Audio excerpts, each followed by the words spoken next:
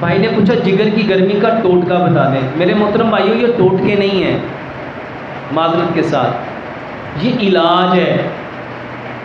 جگر کی گرمی کا علاج مت جانو، یہ جانو جگر میں گرمی ہوتی کیوں ہے اور جگر کی گرمی کیوں ہوتی ہے۔ میرے محترم بھائیوں جب آپ ایسی چیزیں استعمال کرتے ہو جو اللہ نے پیدا ہی نہیں کی، جو اللہ نے پیدا نہیں کی بلکہ کیمیکل سے بنائی جاتی ہیں، آرٹیفیشل بنائی جاتی ہیں، ریفائنڈ بنائی جاتی ہیں، پروسیس کی جاتی ہیں، جتنی چیزیں فیکٹریوں میں بنتی ہیں، آپ کی آرٹیفیشل فوڈ، آپ کی ریفائنڈ فوڈ، آپ کے پروسیس فوڈ، آپ کے فاسٹ فوڈ، آپ کے جنک فوڈ، آپ کے فروزن فوڈ، آپ کی بیکری کی آئٹم، آپ کے باربیکیو، آپ کے سارے soft drink, energetic drink, artificial drinks, یہ جتنے جوس بوتلیں آپ پیتے ہیں یہ جگر خراب کرتے ہیں، یہ جگر خراب کرتے ہیں۔ اس سے بچو، قدرتی چیزیں کھاؤ، پھل کھاؤ، سبزیاں کھاؤ، ڈرائی فروٹ کھاؤ، اجناس کھاؤ۔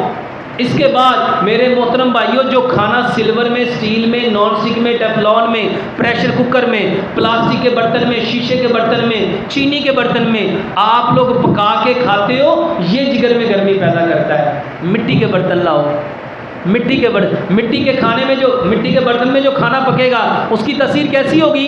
مٹی والی۔ اور جو کھانا سلور میں پکے گا اس کی تاثیر کیسی ہوگی؟ سلور والی۔ اب سلور تپتا ہے تو آپ کے اندر کیا پیدا کرے گا؟ تپش پیدا کرے گا۔ اور مٹی کے برتن میں کھانا پکے گا وہ کیا پیدا کرے گی؟ کیونکہ حدیث میں آتا ہے جو چیز جہاں جاتی ہے اس کے گن لے کے آتی ہے۔ مٹی کے برتن میں کھانا پکاؤ، باقی سارے برتن مٹی کے برتن میں کھانا پکاؤ، مٹی کے برتن میں کھانا کھاؤ، مٹی کے برتن میں پانی رکھو، مٹی کے برتن میں پانی پیو۔ یہ جگر کی گرمی کا بہترین علاج ہے۔ تیسری چیز، جتنے کوکنگ آئل ہیں یہ سارے گرمی پیدا کرتے ہیں۔ جتنے کوکنگ آئل ہیں کیا پیدا کرتے ہیں؟ سرسوں ٹھنڈی ہوتی ہے، سرسوں یہ جگر کی گرمی کا بہترین علاج ہے۔ سرسوں ٹھنڈی ہوتی ہے، آپ کے اندر کی گرمی کو ختم کرے گی کہ بڑھائے گی؟